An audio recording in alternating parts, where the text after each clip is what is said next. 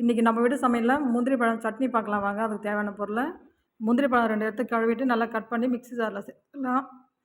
கொஞ்சோண்டு புளி, 4 பச்சை மிளகா,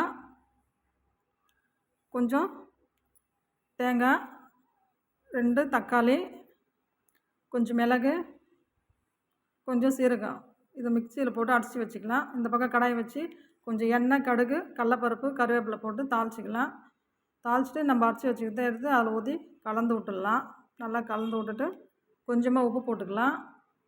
கொஞ்சம் காரத்துக்கு இன்னும் கொஞ்சம் மிளகாத்தூள் போட்டுக்கலாம். நல்லா 10 நிமிஷம் கொதிக்கிட்டுன்னு கொஞ்சமாக வெல்லம் சேர்த்து இன்னும் 10 நிமிஷம் நல்லா கொதிக்கிட்டுன்னு அந்த எண்ணெய்லாம் பிரிஞ்சு வந்த பிறகு இறக்கி வச்சிடலாம்.